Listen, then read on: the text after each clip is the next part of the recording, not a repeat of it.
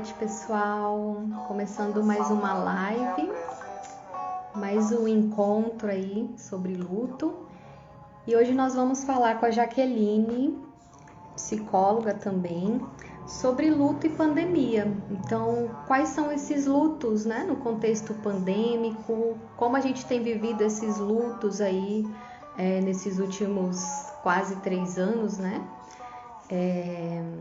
Vamos falar um pouquinho também sobre as perdas, não apenas o luto por morte, mas a questão das perdas do cotidiano, mudança de rotina, a questão do desemprego, como que nós estamos lidando e como que a gente lá, né, no início, naquela época mais delicada, como que nós lidamos com tudo isso. Então, vou esperar a Jaque entrar para a gente poder dar início, apresentar ela e conversar um pouco sobre esse assunto, que apesar de estarmos esgotados, né, de pandemia, mas ainda tem muito para falar. Afinal, muitos enlutados têm chego agora na clínica. Então, quem perdeu há um ano e meio, 2 anos, alguns meses pela Covid, agora está chegando. E cada vez mais intenso, né? Por conta de todas as situações que a gente sabe que o luto em meio à Covid implica. Oi, Deise, obrigada pelo elogio, que eu tô de rosa. Obrigada. Vou chamar a Jaque aqui, gente. Aproveita enquanto isso e manda aí pro pessoal vir também para nos ouvir, para fazer pergunta, para participar, que é assim que fica mais interessante, né? Que fica mais legal para nós, para vocês também. Afinal de contas, é uma troca. Já chamei a Jaque aqui.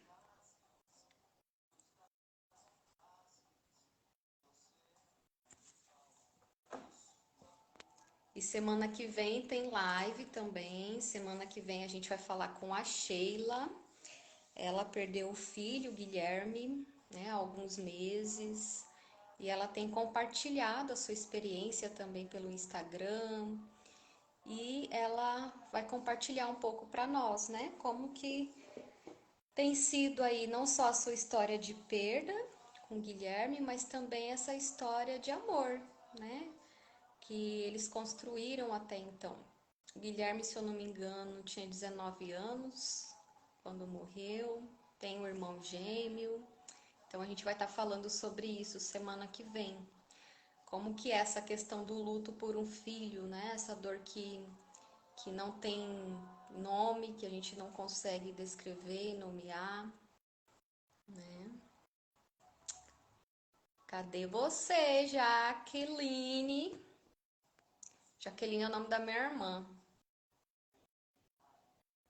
E nós já temos as nossas lives do mês que vem.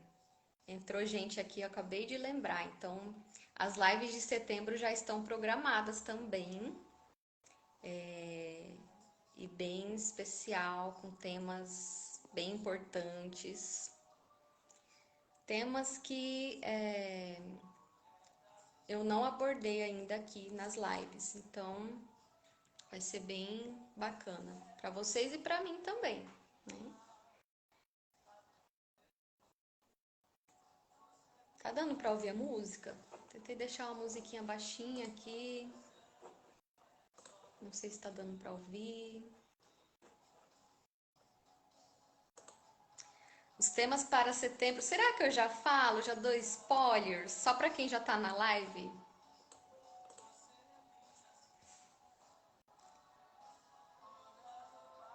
Setembro tem a questão do setembro amarelo, né? E eu não costumo falar muito em relação à prevenção, assim, do setembro amarelo. Mas nós vamos falar sobre isso também. Já que eu mandei o convite, agora apareceu o seu convite para mim.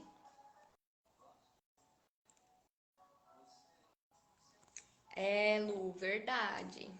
A sua dívida comigo. Oi, Regiane. Sinto muito pela sua perda recente e com certeza muito significativa, né? 5 meses tá no turbilhão, tentando entender aí essa rotina toda pós-luto, né? Pós-perda, aliás. Ixi, gente, não estamos conseguindo nos conectar. Eu não sei o Instagram de vocês, mas o meu anda bem bugado essa semana. Eu não consigo ver perguntas nas caixinhas. Tô mandando aqui o convite para Jaque de novo, só que na hora que ela vai para aceitar, aqui fica já psico-onco não pode participar. Aí ela manda para mim, eu aperto OK e também não aparece. Ah, não, Instagram.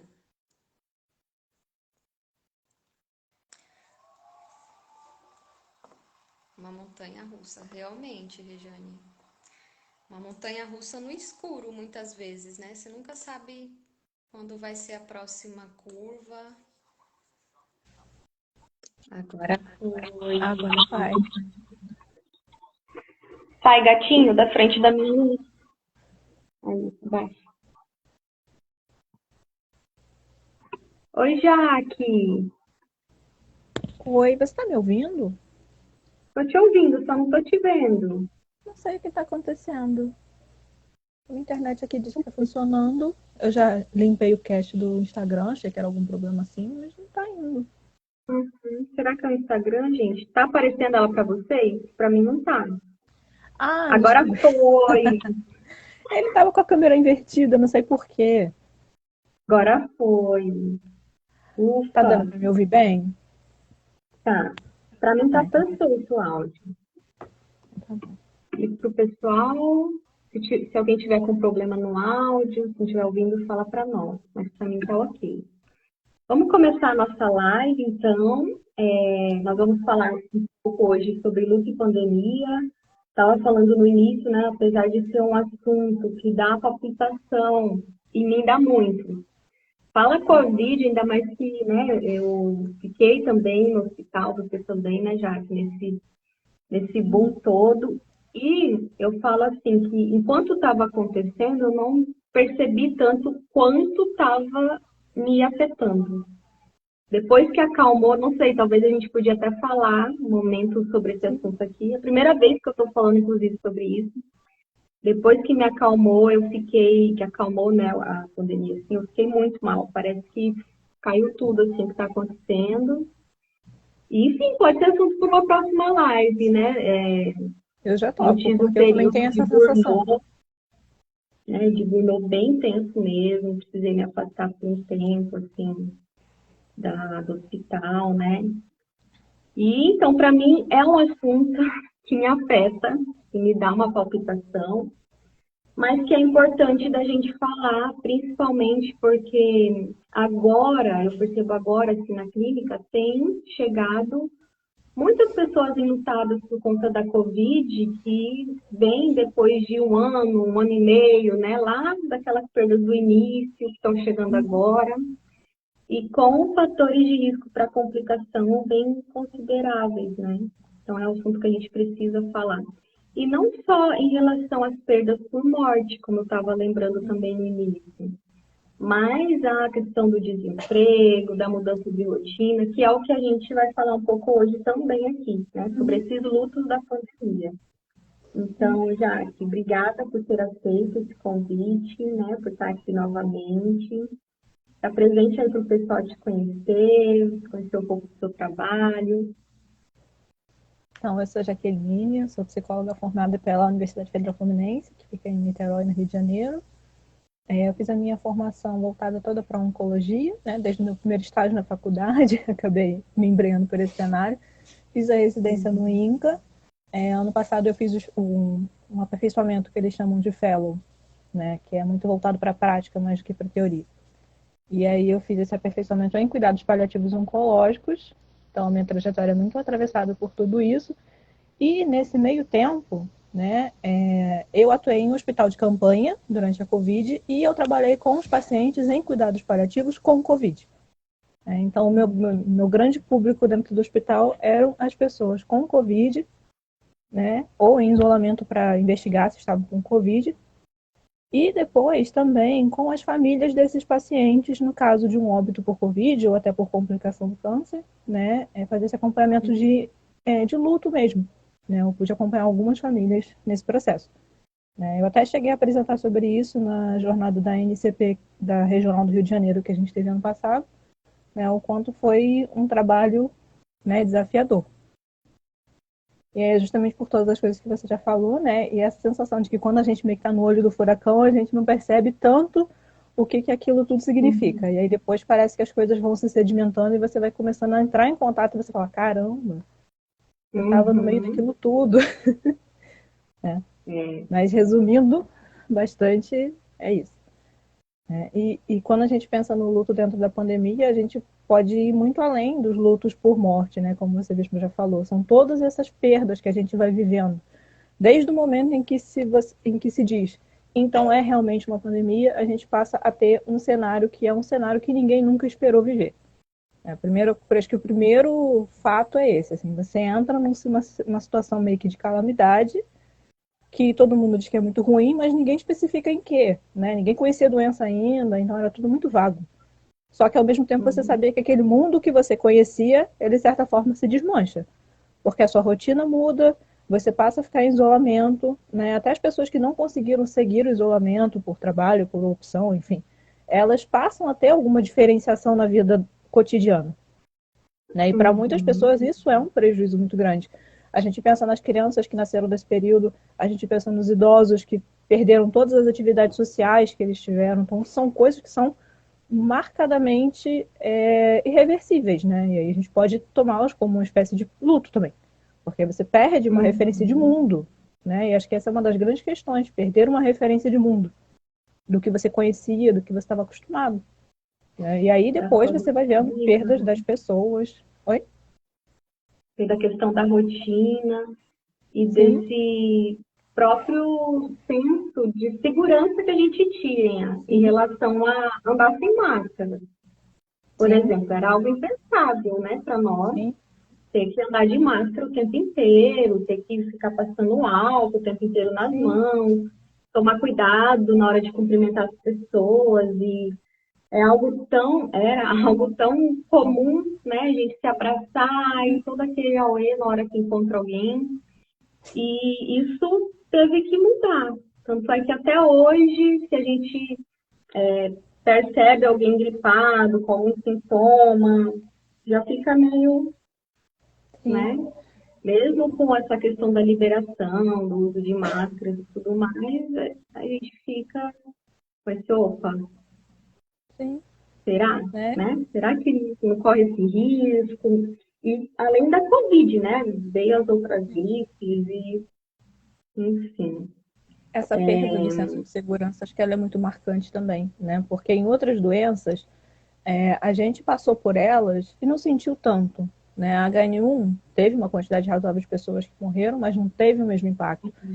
Gripe suína, gripe aviária, enfim, várias outras que a gente... Hoje em dia, né, a própria varíola do macaco, a gente vê que tem um impacto, mas que não tem a mesma proporção a nível de mortes e a nível de contágio. Né? E aí, na pandemia da Covid, a gente vê essa dificuldade em lidar com essa informação de que a gente está diante de um vírus que ninguém sabe como funciona, que ele é extremamente contagioso e extremamente letal. Para a maior parte das pessoas, durante uma boa parte do tempo, ele era considerado um vírus letal. Né? E por mais que você falasse, mas eram os grupos de riscos e tudo mais, sim, mas se você for parar para pensar a quantidade de pessoas efetivamente que estão dentro das vulnerabilidades listadas, é uma quantidade muito grande de pessoas que deixaram de viver uma vida para poder se poupar de uma doença que elas não sabiam que ia acontecer. Né? Então, tudo isso vai atravessando essa experiência com essa doença. Né? E uma outra coisa também nesse contexto que chama atenção é que não só o problema do isolamento e as mudanças de rotina e toda a reorganização social que a gente precisou fazer e pessoas perderam emprego e tudo mais, mas também o fato de que a gente não sabia com o que a gente estava lidando. Então, os nossos recursos eram meio que tentativa de adaptar e ver se vai dar certo, né? Eu lembro da gente estudando coisas em saúde mental e tentando se organizar para cuidar dessas pessoas que lidariam com essa doença sem saber direito o que esperar. Mas a gente tem que se basear no que a gente tem para fazer alguma coisa, porque também não pode esperar Como atender, lá na né? frente. Como atender essas pessoas na psicologia, por Isso. exemplo, né? A gente Porque literalmente daí estava construindo as coisas. essa adaptação do digital, do online. Sim.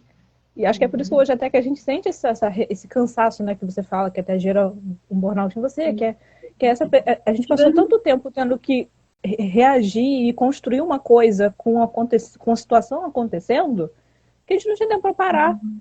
Era isso, ir fazendo e tocando para frente, né? Jacques, só um minutinho. Sua tela, de vez em quando, ela tá ficando preta, assim, tá sumindo, de vez em quando. Não sei se é a Não sei questão se é do a Instagram. internet. Não sei se é a internet. Mas, sim, toda essa questão da adaptação e da dimensão, né? Porque não era algo que estava acontecendo apenas num grupo. Apesar de ter essa questão do grupo de risco, todo mundo tem alguém no grupo de risco. E acontecendo no mundo todo ao mesmo tempo, Sim. né? Diferente de uma H1N1, que teve um certo impacto, mas não foi como esse, que nós tivemos que nos unir, né, ao redor do mundo todo para tentar conter, para tentar reduzir a velocidade, né, do contágio e tudo mais. Para tentar manter a sanidade mental, para tentar manter um mínimo de rotina, fazer atividade física em casa, né, ficar sem ver a família, tudo isso ao mesmo tempo. As crianças sem escola, então, e hoje a gente está vendo já, né, a gente já está colhendo os impactos daquele momento. As crianças ficaram sem ter uma regularidade de aula presencial, ficou tudo no online. Então, hoje em dia, essa questão da ansiedade, do retorno com as aulas no presencial, da dificuldade, né? Tem paciente, adolescente com dificuldade de se adaptar novamente a esse ritmo presencial, de ficar o dia inteiro na escola, de ter contato, do estímulo, né?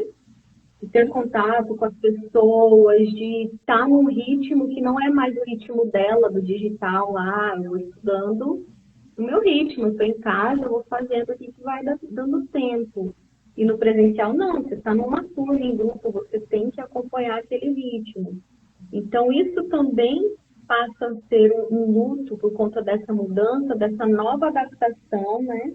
E a adaptação que precisa ser feita também com esse novo normal. Então, que é esse novo normal, né? É um normal que não condiz mais com o que era a nossa realidade antes. Ele antes não volta mais. Que é o que a gente sempre fala no luto, né? A partir dessa perda, dessa ruptura, dessa mudança, você não vai ser mais a mesma pessoa. E, sem dúvida, nós não somos mais as mesmas pessoas que antes da pandemia.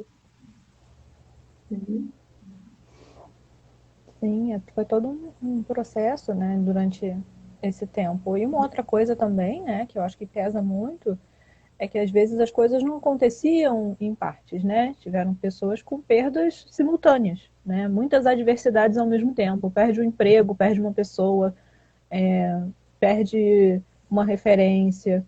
Ou então, às vezes, não é nem de perder pela morte em si, mas é o afastamento, né? É fazer videochamada para reunir a família, porque cada um mora num lugar, né? E aí, quando precisa de uma ajuda, não tem ajuda porque a família mora distante.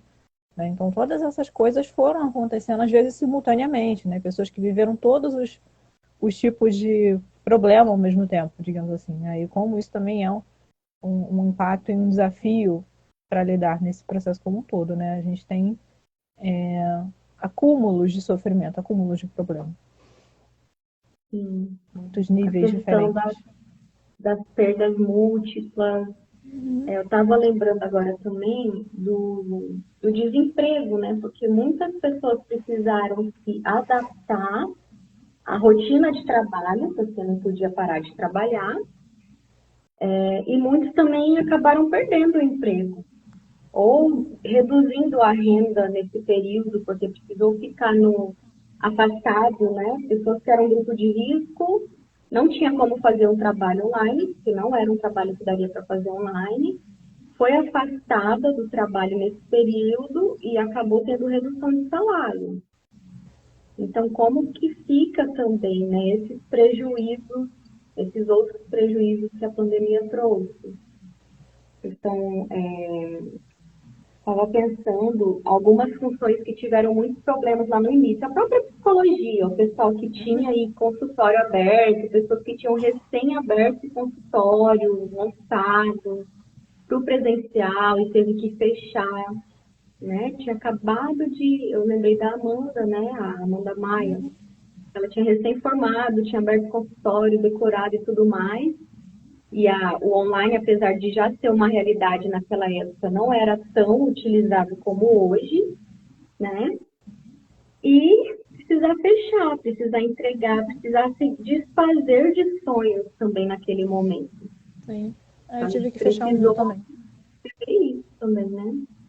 Porque era isso, não tinha como atender presencial, você não tinha nenhuma garantia. Depois veio o decreto dizendo que de fato era considerado quarentena, e aí não podia abrir mesmo, né? E nem todo mundo queria, no primeiro momento, ir para o online, né? Essa questão com online também ela é muito engraçada, ela dá uma outra live, né? Porque num primeiro momento Sim. muita resistência das pessoas e depois uma adesão meio que completa, viram que aquilo ali era ótimo. Né? E foi, só que depois teve a saturação disso, né? Então hoje em dia a gente vê uma busca mais de voltar para coisas presenciais, porque as pessoas ou ficar nesse modo híbrido, né? Meio lá, meio cá, ou presencial, porque já está saturado do online, né? E aí o quanto também esse online foi importante, né? Naquele momento, né? O boom de lives, de cursos, até saiu os memes. Eu tenho medo de ir na cozinha, abrir a geladeira e sair uma live lá de dentro. Lembrei disso. Nossa, Sim. gente, eu não sei assim quem está assistindo, mas vai passando um filme aqui na cabeça de tudo que a gente viveu naquele período, né?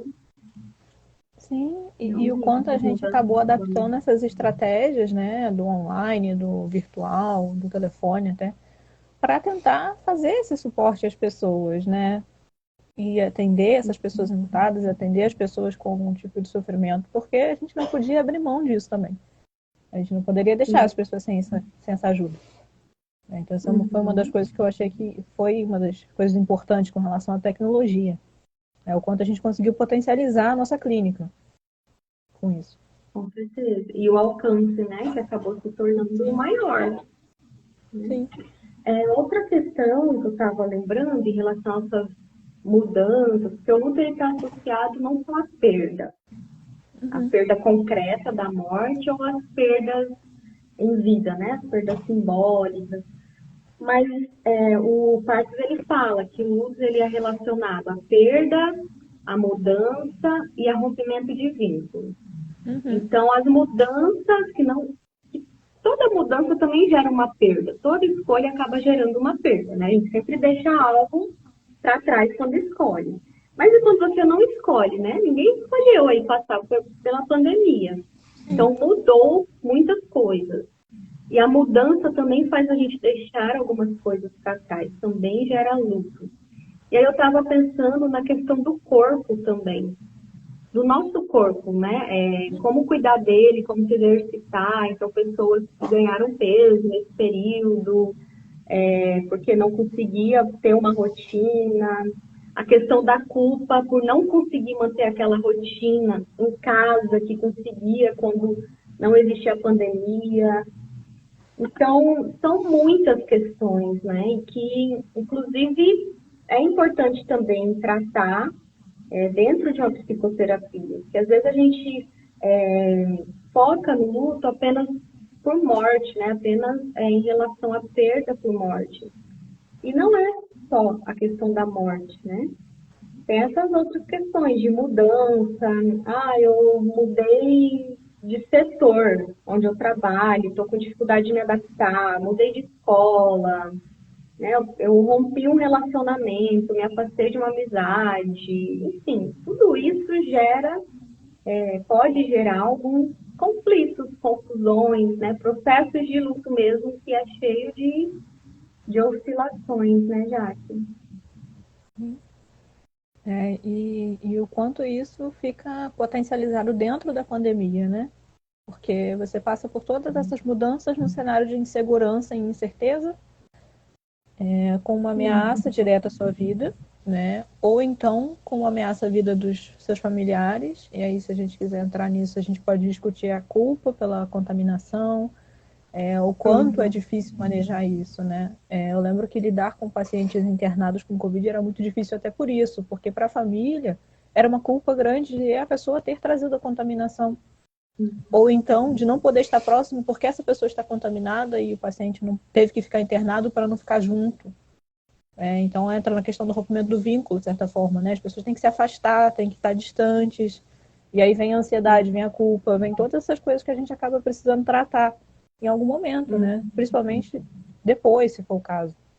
Eu acompanho muitas pessoas que tiveram muitos quadros de ansiedade pós a morte do ente querido por causa disso, porque se sentia extremamente culpada pela contaminação, mesmo não tendo muito um fundamento que justificasse essa preocupação, e essa dificuldade de estar distante, né? De você querer cuidar do seu ente querido e não poder estar ali, porque você está com Covid também, né? Ou as múltiplas perdas, Tudo que a né? gente precisa, né? Em momento de vulnerabilidade, de adoecimento, a gente quer estar perto dessas pessoas que contribuem para o nosso cuidado, geralmente é a família. E nesse momento não pôde, então assim, um total desamparo mesmo, de toda parte, né? Um total desamparo mesmo. E outra questão sobre, você falou da ansiedade, né? Então, o quanto vem crescendo agora, pensando um pouco no que nós estamos colhendo dessa pandemia ainda, que ainda existe a questão da Covid e outras doenças a mais, né? Que foram aparecendo aí junto. Então, o que nós estamos colhendo da pandemia agora?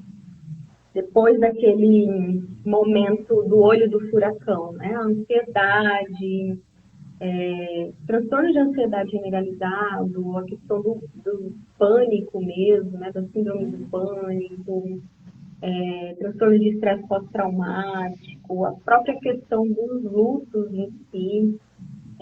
Tem um novo conceito que estão discutindo ainda, parece que aqui no Brasil ainda não tem um estudo assim falando, mas sobre o luto disfuncional, seria um novo tipo de luto, né?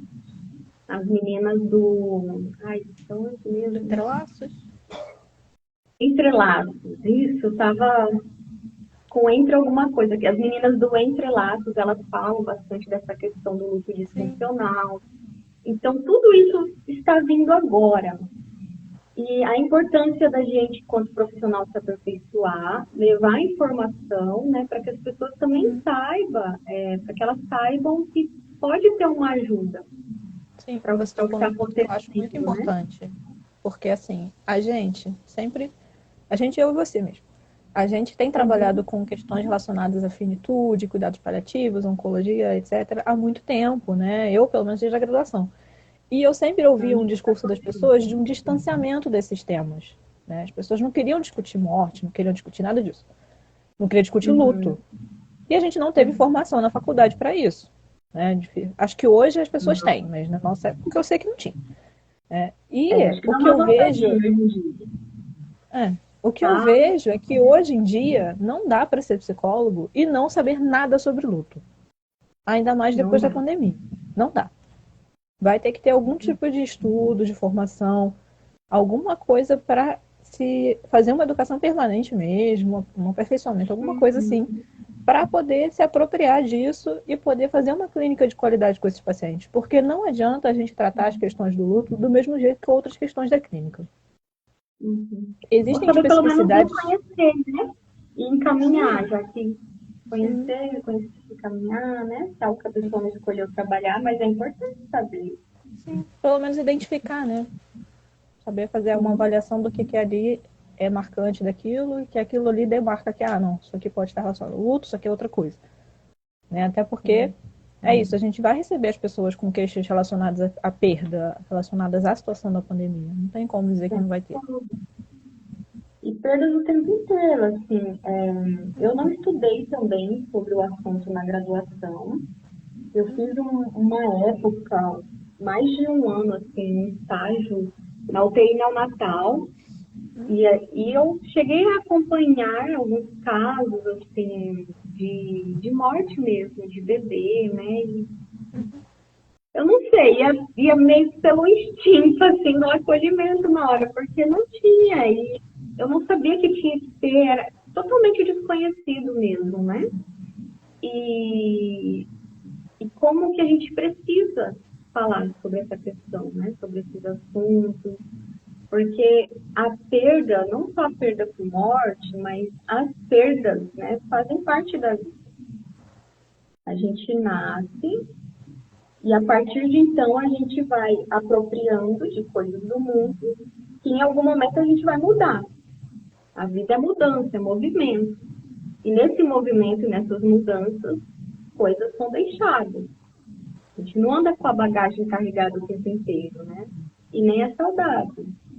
Então, como que a gente lida com as nossas perdas no geral? Como que a gente ensina as nossas crianças, né, a lidar com as perdas, com a frustração?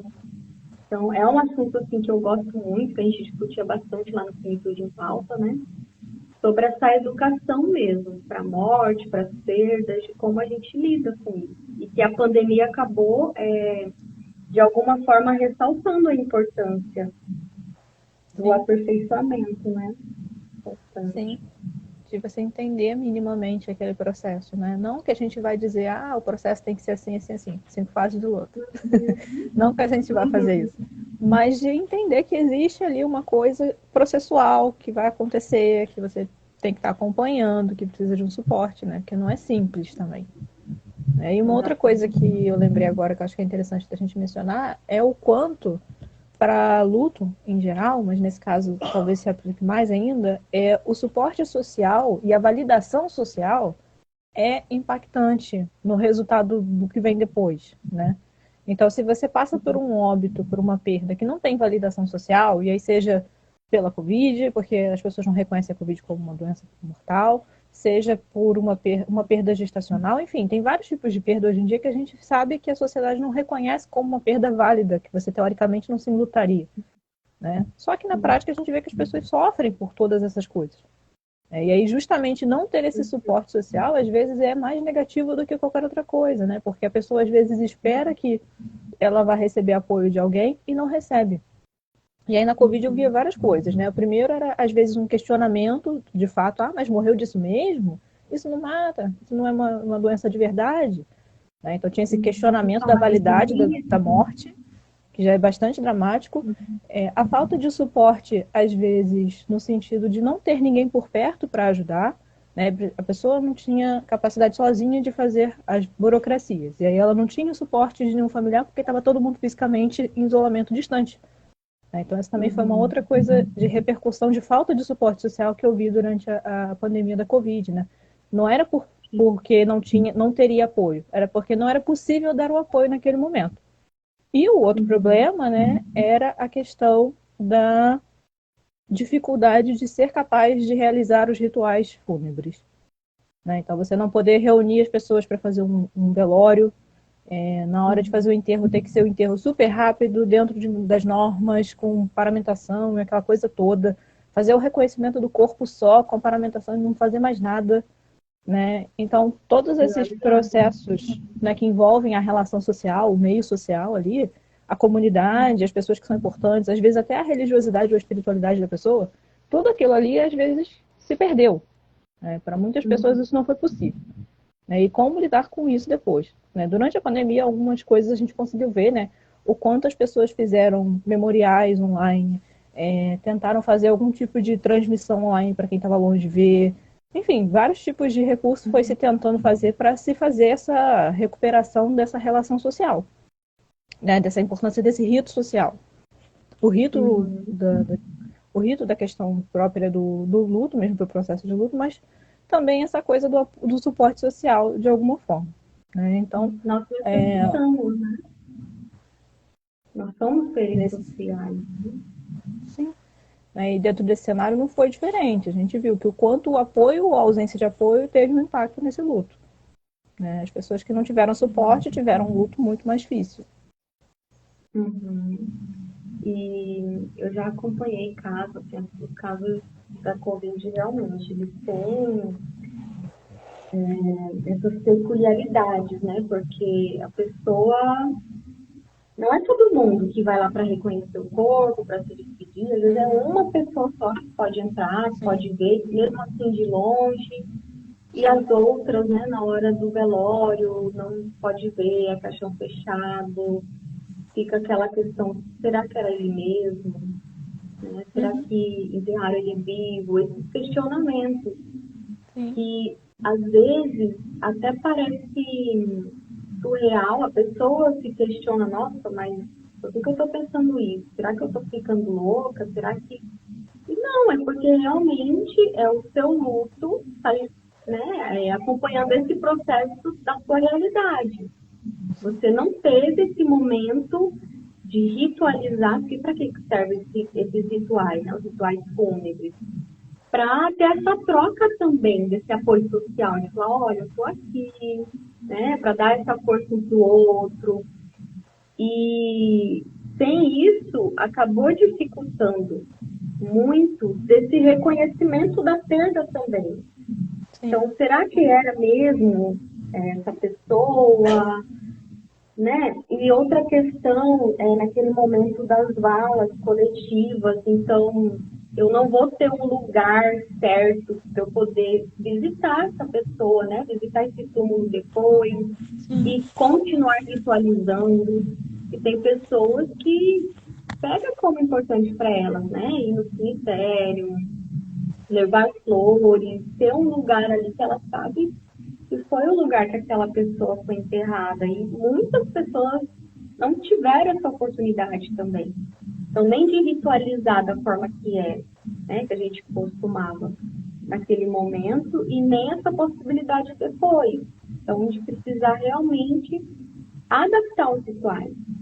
Nós precisamos, né, dessa questão dos rituais. De alguma forma, eles marcam o momento da nossa vida para o outro que está vindo, né? E em relação à morte, a mesma coisa. Uhum. Tem aqui a Carol, ela falou o seguinte: a perda do paciente paliativo muitas vezes é diminuído pela sociedade. Não teríamos esse direito de sofrer, já que estaríamos esperando. Em relação ao paciente paliativo na Covid, né, como será que ficou? Porque, de alguma forma, dentro dos cuidados paliativos, a gente acaba tendo uma abertura maior para conversar sobre a finitude. Por quê? Não porque essa pessoa vai morrer logo, apesar de existir ainda muita dificuldade de entendimento, né, do cuidado paliativo. Mas porque já se sabe que aquela pessoa tem uma doença que ameaça a vida, então não necessariamente será uma morte breve, mas sabe-se que ela pode morrer por aquela condição. A diferença, né, de uma pessoa em cuidados paliativos para nós que estamos saudáveis, porque nós também podemos morrer a qualquer momento, mas não tem algo certo que direcione do que tem mais chance de ser, como uma pessoa em cuidados paliativos. Tem essa chance maior de ser pela evolução daquela doença. Então, deixa de ser um luto, né? Um luto maior, é um luto menor. Não existe essa régua, né, Jaque? É um luto da mesma forma. E Mas vai ter a sua entendendo. peculiaridade também, né? Sim. E era o que eu ia comentar, assim, por a gente já saber que existe um certo preconceito com os pacientes em paliativo, né? Um dos princípios no lugar onde eu estava atuando na época era justamente que a gente ia fazer o máximo possível de assistência a essas pessoas, mesmo que elas estivessem com Covid, porque não era porque ela estava com Covid que ela era uma pessoa menos importante, né? E muito menos sendo paciente paliativo. Então, isso era uma das questões, do tipo, nós não vamos tratar as pessoas diferentes. A gente vai pensar em como tratar essas pessoas. Por quê? Porque dentro de um sistema de saúde, às vezes as pessoas precisam fazer escolhas, até institucionais, né? Por exemplo, tem hospitais que, o paciente está com suspeita de Covid, encaminha para o hospital de campanha. Ele não fica naquela unidade para não prejudicar aquelas pessoas, as outras pessoas, né? Esse era um raciocínio. No lugar onde eu estive, a gente fez a opção por manter os pacientes e fazer um setor específico Covid, mesmo que fosse ali, porque justamente entendia que era um paciente em cuidado paliativo, que já tinha um tratamento, mesmo que fosse recentemente incluído no sistema, né? Mesmo que ele fosse um paciente novo, ele era um paciente com uma proposta de tratamento ali. Então, ele ter Covid era para ser tratado do mesmo jeito que ele tivesse tuberculose, que ele tivesse uma outra doença infecto-contagiosa. Não era para ele ser excluído disso, né? Então, eu entendo a sua pergunta nesse sentido, né? Porque em alguns lugares, realmente, as pessoas não conseguiam assumir pacientes com Covid, e se o paciente fosse paliativo, ele era considerado ainda menos importante, né? E aí entra naquela questão até dos recursos, né? De qual critério para você escolher o uso de um respirador? É a idade? É a doença de base que a pessoa tem, né? Você começa a colocar esse tipo de critério ao invés de entender de benefício terapêutico. Enfim, várias outras questões foram sendo levantadas por conta da Covid, algumas coisas assustadoras até, né? De você ver que a gente está muito longe de ter uma ética e um raciocínio bioética que seja, né, coerente. Mas o ideal é tratar esses pacientes como tão dignos da assistência quanto qualquer outro, né? Nunca é segregar.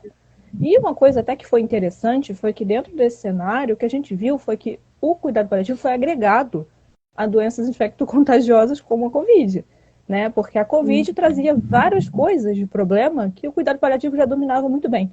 Comunicação de más notícias, lidar com sintomas agudos, lidar com falta de ar, lidar com dor, coisas que o cuidado paliativo domina muito bem, né? E muito mais outras coisas que pôde contribuir. Então, em muitos lugares, os pacientes eram considerados paliativos nesse sentido, de que eles tinham uma doença aguda, com possibilidade de óbito, mas com capacidade de reversibilidade e que podia receber esses cuidados que para eles seriam muito potentes e positivos, né? E não que, tá em paliativo necessariamente vai morrer. Não. É que o cuidado paliativo tem todo esse instrumental, todas essas ferramentas, todo esse trabalho em equipe que faz muita diferença para um paciente com falta de ar, para um paciente com dor, para um paciente com N outros sintomas, né? Então, acabou que o cuidado paliativo também cresceu muito nesse meio tempo, né?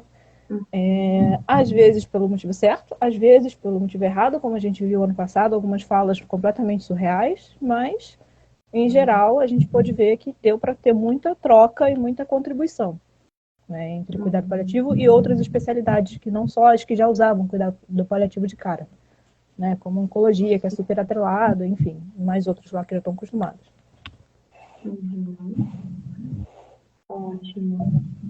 Estamos chegando aqui ao nosso tempo de live. A gente estabelece geralmente assim, uns 40 minutos e tal, para não ficar muito, né, longo e tudo mais. E aí eu queria saber, eu tô olhando aqui, gente, porque eu tô olhando o nosso roteiro. Eu queria saber, Jacques, das suas palavras, assim, no finzinho da nossa live de hoje, o que você quer deixar, né, de mensagem, o que você acha importante. E aí, depois da sua fala, o pessoal que estiver aqui não saia, porque eu quero ler um poema, vamos dizer assim, que foi transformado também em música para vocês, que fala sobre a saudade. Então, para ficar, né, uma mensagem aí também para as pessoas que perderam pessoas, né, nesse momento da pandemia, para ficar essa mensagem de afago mesmo, né, um pouco de carinho aí para vocês. Quero agradecer novamente pela oportunidade, por esse bate-papo, foi super legal.